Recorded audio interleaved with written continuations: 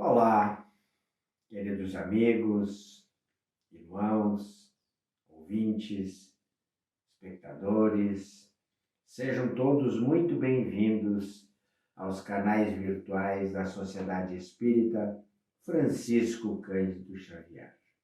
Está começando mais uma palestra online da Sociedade. Estamos no YouTube, estamos no Instagram, estamos no Facebook. Que Jesus, nosso Mestre, nosso Guia, nos proteja e nos ampare. Neste momento em que estamos refletindo mais uma lição que Ele nos deixou, bem como todos os momentos da nossa vida. Estamos muito necessitados, Senhor, da Tua proteção, do Teu amparo, da Tua misericórdia. Que as Tuas falanges benfazejas, comandadas pela Mãe Maria de Nazaré, possam derramar-se sobre nós, nos protegendo, nos fortalecendo neste momento difícil que estamos passando. Muito obrigado por tudo. Seguindo a nossa programação aqui da casa, as nossas reflexões a respeito do Espiritismo, hoje estamos trazendo uma reflexão sobre a caridade. Esse tema foi extraído essencialmente do Evangelho segundo o Espiritismo, capítulo 13, itens 9 e seguintes. Pensei no tema, vejam bem, quando eu e a minha esposa fazíamos o Evangelho no lar e líamos o capítulo 13. Que a sua mão esquerda não saiba o que faz a sua mão direita. E lá nas instruções dos Espíritos, a partir da irmã Rosália, lá em Paris, 1860, nós ficamos encantados, impressionados com a forma que podemos fazer caridade. E percebi que eu poderia contextualizar aquele ensinamento e trazer para uma reflexão aqui nossa, neste momento que nos é oportunizado. Não é verdade? Então vamos refletir um pouquinho. O que é o momento que nós vivemos, se não uma prova coletiva? Toda a humanidade está convocada a mudar os seus padrões de comportamento. Não existe o acaso. Tudo que acontece tem uma causa, conhecida ou não, mas sempre tem. Quando ouço as pessoas dizerem que estão ansiosas que tudo volte ao normal, puxa, eu me assusto e pergunto: qual é o normal que eles estão falando que nós devemos voltar?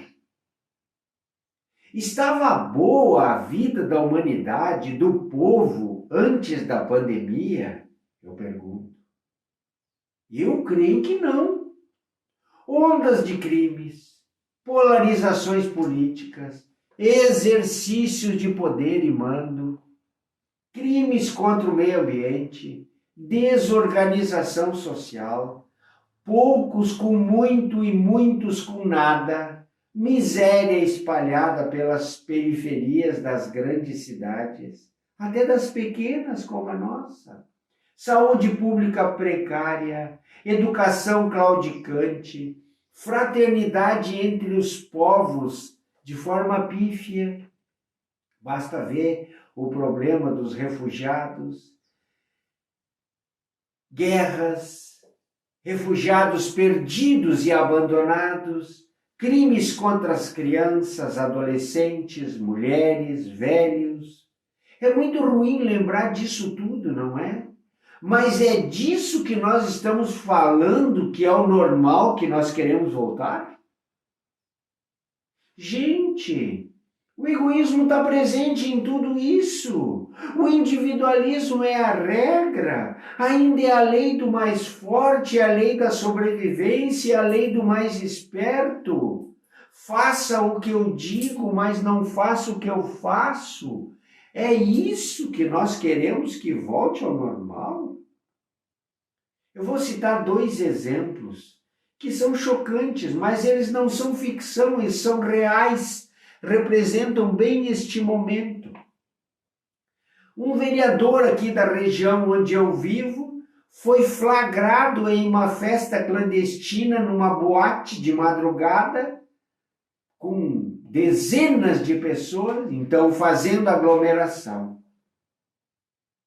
Vereador, homem público, foi eleito para defender a lei, a ética, os bons costumes.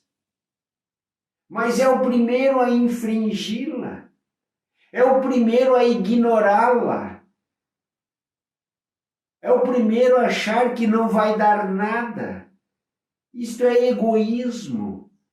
A regra que provavelmente ele ajudou a construir para que nós nos protegêssemos na pandemia não vale para ele.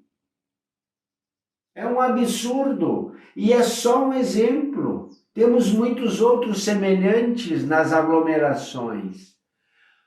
Outra notícia que chocou bastante, principalmente a mim, dava conta de remédios que eram necessários aos internados, ou que é ainda necessário aos internados por Covid-19, que custavam R$ 2 a unidade e passaram a valer da noite por dia mais de 100. O que é isto? Mas o que é isto?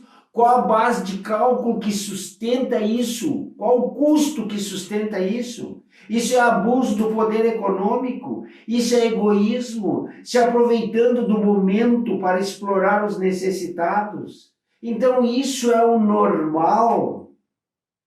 Então não há como voltar ao que era antes. Vamos aproveitar o que a pandemia está nos oferecendo, nos ensinando, para nos melhorarmos como pessoa, como sociedade. Ou viveremos sempre na dor e no sofrimento? É da lei de causa e efeito que nós sejamos responsabilizados por aquilo que praticamos. Aliás, a lei é mais perfeita do que isso. Somos responsáveis, inclusive, pelos nossos pensamentos. Então, muito mais por atitudes e por comportamentos. A pandemia quer nos ensinar isso que aconteceu agora com esta onda de frio que deu aqui no sul, quando milhares de pessoas se dispuseram a auxiliar os mais necessitados. A sociedade e os entes públicos abriram as portas das suas construções vazias para abrigar os necessitados da rua, abrigar aquelas pessoas e animais que iriam morrer de frio com a onda fria que bateu 0 graus em vários dias e muito menos que isso aqui no sul. E isso é que a pandemia veio nos ensinar, a sermos solidários. Então o normal que tínhamos antes não pode mais voltar. Então por isso o tema de caridade, sobre caridade é o que eu escolhi para hoje. Está lá no capítulo 13 do Evangelho, segundo o Espiritismo, nas instruções dos Espíritos a partir do 9 e do 10. Quando se fala da seguinte forma sobre caridade moral e caridade material. Irmã Rosália começa o ensinamento.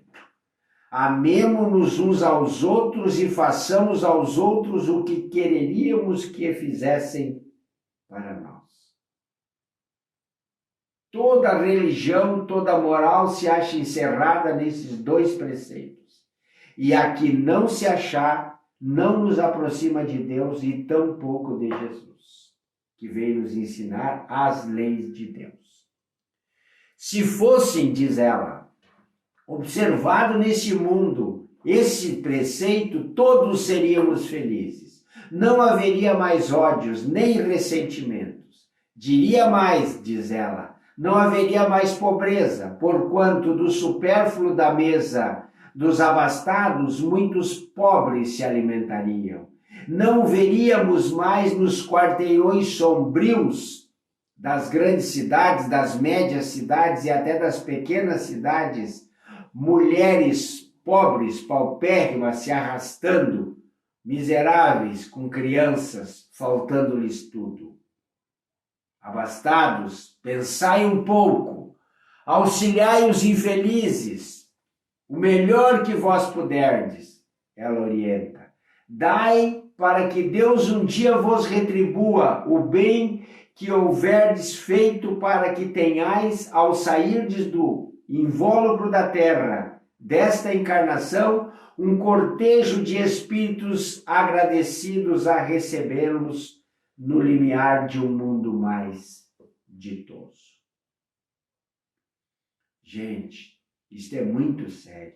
E é isso que nós viemos aprender.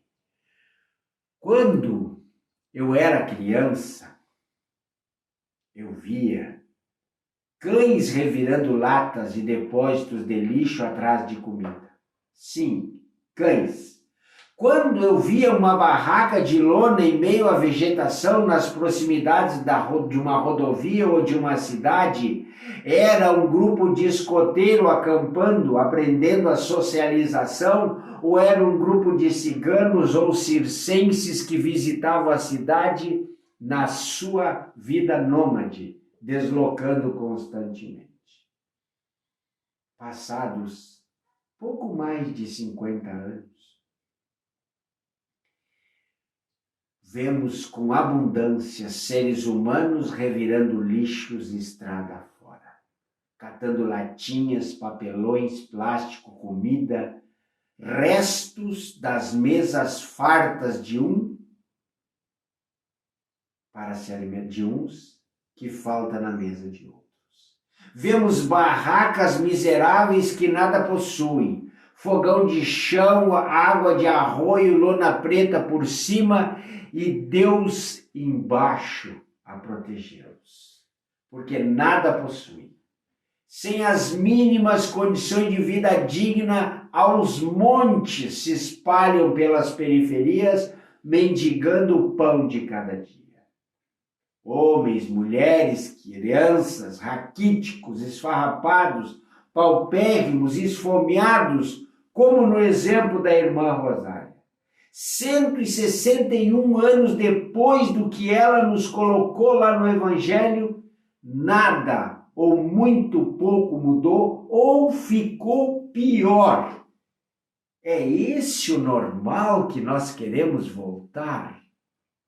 Pelo amor de Deus. Criaturas, pensem na oportunidade que estamos tendo com a pandemia, com a dificuldade que é coletiva, de um mal que vem do mundo invisível, que nós não percebemos e que ataca a todos. Se o ensinamento não pode ser aproveitado, não deve ser aproveitado. Outro dia, meu coração se encheu de alegria de uma história que eu ouvi de um amigo. Sim, tem histórias boas para contar. Passeava ele de automóvel à noite pela cidade quando avistou uma família, mulheres e crianças paupérrimas, esfarrapadas, que andavam à noite perdidas pedindo comida. Parou o veículo, aproximou-se, perguntou-lhes se tinham fome. Nem precisava, disse ele. Dava para ver nos semblantes o sofrimento, a dor. Conversou um pouco com eles e levou-os a um food truck. Aqueles veículos que transportam e vendem comidas e que estacionam em ambientes adequados para receberem clientes. Ali, no improviso, alimentou todos eles. Finalizando, me disse: sabes, eu não me cabia em mim de tanta alegria pela oportunidade que tive. E concluí que aquele sentimento me preencheu o coração de tal forma e descobri que é viciante, Jússi. pois agora saio à noite em busca de desamparados pela sorte da vida para oferecer-lhes alimento. Gente, muitos de vocês que me escutam e me veem agora podem fazer o mesmo. Procurar o infortúnio oculto, o desgraçado do caminho, ajudando-o a sentir-se acolhido. E nós que fazemos isso, ou aqueles que fazem isso, se sentirão muito bem pelo tê-lo feito. Experimentem, experimentem. E sigamos com a irmã Rosária, quando ela nos diz: amai, portanto, o vosso próximo, amai como vós mesmos, pois já sabei agora que repelindo um desgraçado estarás. Talvez afastando um irmão, um pai, um amigo de outrora. Se assim for, que desespero não vos sentirás quando reconhecê-lo no mundo dos espíritos e saber que ignorou a sua presença na vida, deixando-o sofrer. Mas não é a única caridade que ela se refere. Ela também se refere à caridade moral. Se não vejamos. Desejo, diz ela, que compreendais bem o que seja a caridade moral, que todos podem praticar, que nada custa, materialmente falando, porém, por incrível que pareça, é a mais difícil de se exercer. A caridade moral, por exemplo, consiste em se suportarem umas às outras criaturas, e é o que menos vós fazeis neste mundo inferior. Grande mérito há, diz ela, em um homem saber calar-se quando um tolo fala, quando um tolo ofende. É um gênero de caridade. Saber ser surdo quando uma palavra de zombeteria se escapa de uma boca habituada a escarnecer e a ofender. Não perceber o sorriso de desdém com que certas pessoas recebem a gente, às vezes erradamente, se supondo serem superiores a nós. Quando na vida espírita a única e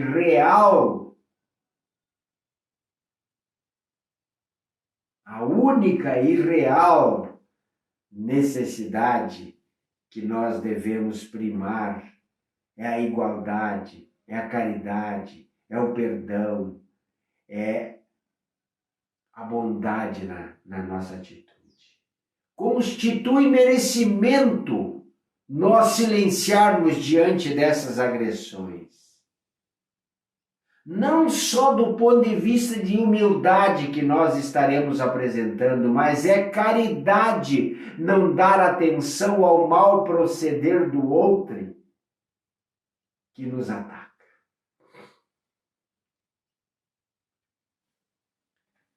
Mas essa caridade, alerta ela, que é de cunho moral, não deve obstar a outra, que é de cunho material.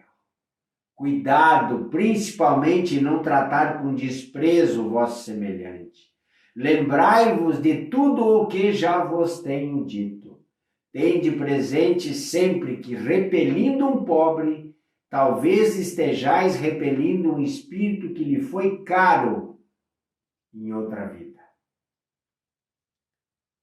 Encontrei, diz ela, entre os pobres da terra, a quem por felicidade eu pude auxiliar no plano espiritual muito acima de mim. Percebe? Percebe a inversão de valores? Lembrai-vos de que Jesus disse a todos que todos somos irmãos, e pensai sempre nisso, antes de repelir um leproso, um mendigo, um abandonado. Pensai nos que sofrem e orai. No item 10, um espírito protetor de Leão nos fala: meus amigos, há muitos dentre vós têm ouvido dizer: como hei de fazer caridade se eu não tenho nem o necessário para me sustentar? E aí ele orienta. A minha maneira de fazer caridade. Podei fazê-las por pensamento, por palavras ou por ações. Por pensamento, orando pelos pobres abandonados que morreram sem se achar sequer condições de ver a luz. Uma prece feita a eles alivia. E neste momento, a prece que nós endereçamos a estes nossos irmãos que partiram para a vida espiritual em razão da Covid, tem servido de alento, de conforto para eles, porque estão confusos, muitos deles, no mundo espiritual.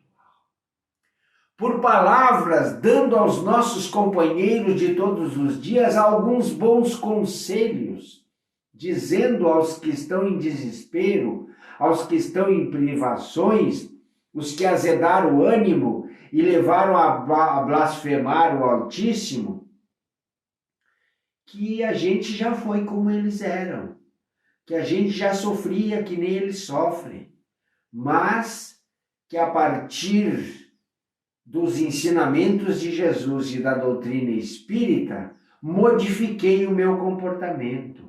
Passei a lutar contra o meu maior inimigo, que sou eu mesmo, e me tornei uma pessoa feliz. Sofria, sim, mas não entendia o porquê do sofrimento. Hoje, o sofrimento que eventualmente se aproxima de mim, eu sei que tem uma causa, e a causa é a que eu atraí ele para mim. Então, meus queridos, qual a dificuldade que temos de fazer isso, de instruir as pessoas, de consolar as pessoas, de amparar as pessoas, de dizer que temos um bom Deus, um Deus justo, um Deus que trata todo mundo igual, que temos Jesus como caminho, como verdade, como vida, que nos ofertou em corpo e alma para que nós pudéssemos entender o exercício do amor. Quem de nós não pode fazer caridade desta forma? Qual a dificuldade de praticarmos caridade? Nenhuma. É só ter vontade. Basta utilizarmos a nossa vontade, pondo em movimento as nossas atitudes em favor do próximo, seja no modo caridade material, seja no modo caridade moral. Se quisermos, faremos.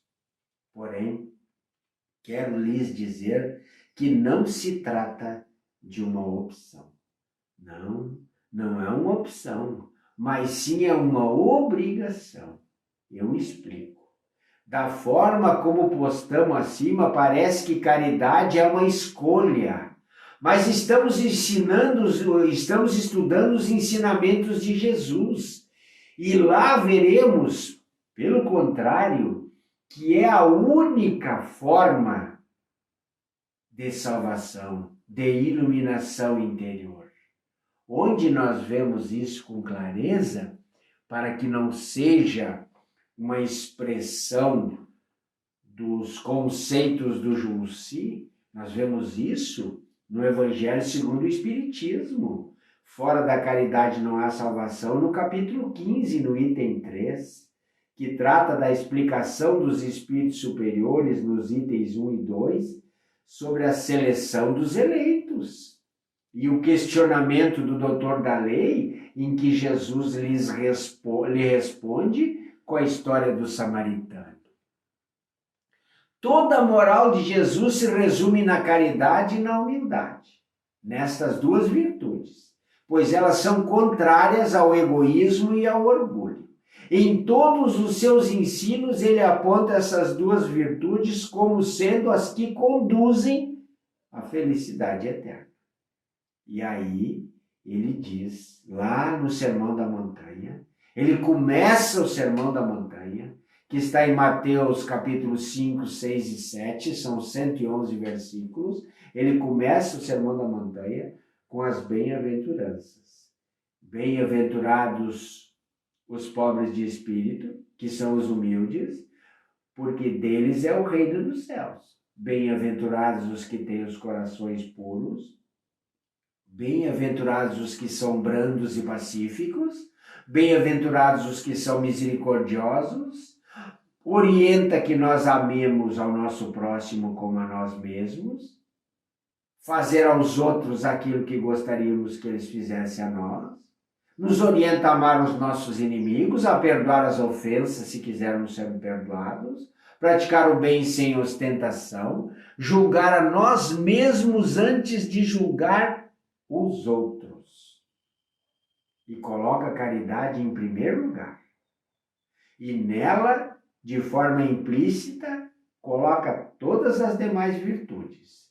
A humildade, a brandura, a benevolência, a indulgência, a justiça, etc. Porque todos esses comportamentos, todas essas virtudes, são a negação absoluta do orgulho e do egoísmo. Então, meus queridos, sabedores que somos, que estamos em plena época de transição planetária e que está havendo uma escolha referida no Evangelho entre os bons e os maus, os da direita e os da esquerda. Não temos opção de fazer ou não fazer caridade, sob pena de ficarmos fora da lista dos escolhidos para habitarem a terra de regeneração do terceiro milênio. Deus, em sua infinita misericórdia, nos pôs no fundo do coração uma sentinela vigilante que a tudo isso observa e nos impulsiona. O nome dela, consciência. Escutai-a, e somente bons conselhos ela vos dará. Ouvi-a, interrogai-a com frequência, e vós achareis consolados com os conselhos que dela haverão de receber. E encerra o Espírito Protetor dizendo: eu vos dou por divisa esta máxima do Cristo: amai-vos uns aos outros. Observai este preceito, reuni-vos todos em torno desta bandeira e terão ventura e consolação para todos. Este é o nosso recado de hoje. Este é o nosso recado de hoje. Neste momento que nós estamos vivendo.